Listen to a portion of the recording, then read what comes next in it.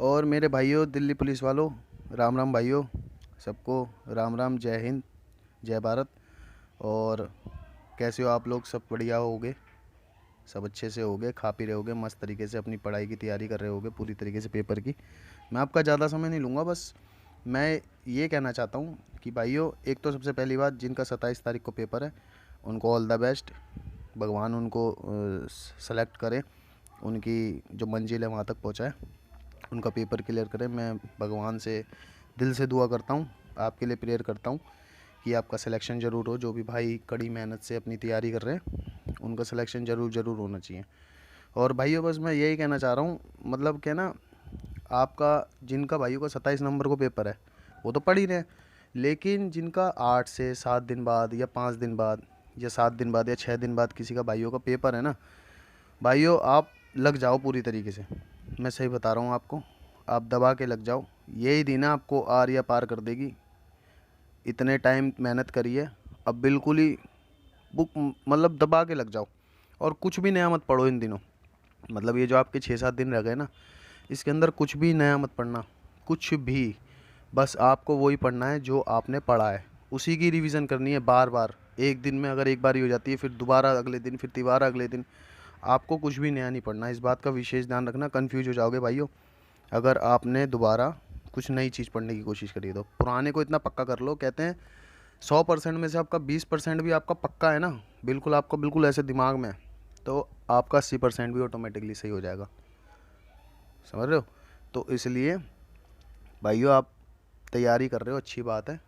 और अब कुछ नया मत पढ़ना, अपनी तैयारी पे लगे रहो, पुराने की रिवीजन करते रहो, बढ़िया तरीके से मस्त कर लो बिल्कुल ही। और भाइयों बस मैं यही कहना चाहूँगा कि भाई जो आपका ना ये पेपर है, भाइयों बस मैं आपसे एक ही रिक्वेस्ट करना चाहूँगा, जिनका भाइयों का 8 दिन बाद, 5 दिन बाद या 6 दिन बाद पेपर है, कि आप है ना भाइयों करंट अफेयर ज़रूर करके जाना। करंट अफेयर बहुत मेन है भाइयों, 6 महीने की पिछली, आज नवंबर है, नवंबर से लेके पिछले 6 महीने की, 6 महीने की करंट अफेयर। क्योंकि अब इतने दिन तो है नहीं कि आप 1 साल का कर सको, उन्हें याद भी कर सको। तो मिनिमम मिनिमम 6 महीने की तो भाइयों करके ही जाना। कोई सी भी, या तो बुक खरीद लो, मैगज़ीन खरीद लो, मंथ वाइज खरीद लो, या वैसी खरीद लो ईयर वाइज होती है जो, या यूट्यूब पे इतने सारे यूट्यूबर्स हैं उनकी वीडियो किसी की देख लो। लेकिन भाइयों 6 महीने का करंट अफेयर ज़रूर करके जाना, मैं आपसे रिक्वेस्ट कर रहा हूँ इस बात की। क्योंकि करंट अफेयर एसएससी बहुत ध्यान दे रही है आजकल, और करंट अफेयर से ही आपकी स्टैटिक जीके बनेगी। अगर मान लो आपने करंट अफेयर नहीं करे ना भाइयों, तो फिर आप सोच लेना कि शायद ही सिलेक्शन हो, शायद ही पेपर निकले। तो भाइयों करंट अफेयर ज़रूर करके जाना, क्योंकि और सब्जेक्ट तो आप पढ़ ही रहे होगे। देखो मैथ इंटरेस्टिंग सब्जेक्ट है, ज़्यादातर मैथ कई बच्चों को इंटरेस्टिंग लगता है ना, तो मैथ तो है ही। रीजनिंग भी उसी तरीके से, रीजनिंग इतनी हार्ड आने वाली नहीं है। और बाकी आपका जीएस जी के जो भी आप पढ़ रहे होगे, जो भी साइंस का हो गया या पॉलिटी हो गया, हिस्ट्री हो गया, ये तो आप पढ़ ही रहे होगे। पिछले 3 महीने पहले नोटिफिकेशन आ गया था, तो आप पढ़ ही रहे होगे।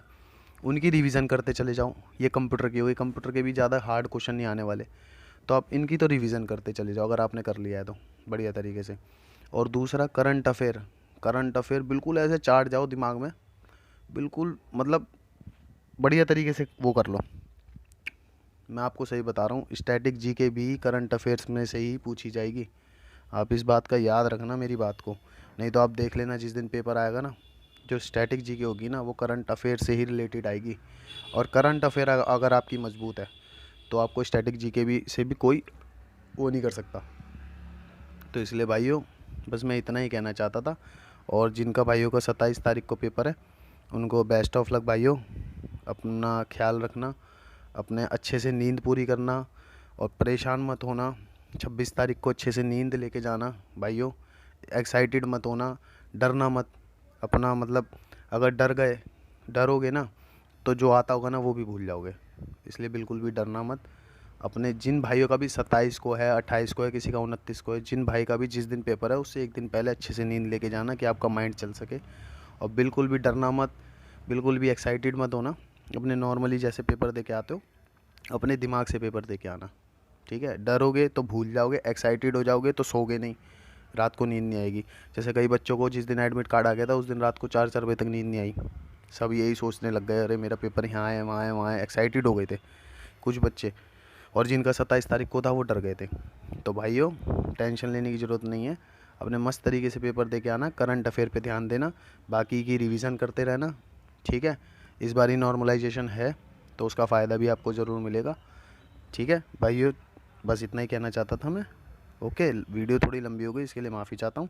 मैं वैसे छोटी वीडियो लेके आया था, लेकिन मैं आपके लिए ही कुछ बोलने आया था बस, और कुछ मेरा वो नहीं था मेन। तो अपना ख्याल रखना, मैं भगवान से दुआ करूँगा आपका सबका पेपर अच्छा जाए। अपने घर वालों का ध्यान रखना, अपनी सेहत का ध्यान रखना, और अच्छा पेपर करके आना, ठीक है भाइयों। ठीक है भाइयों, okay, bye bye, thank you.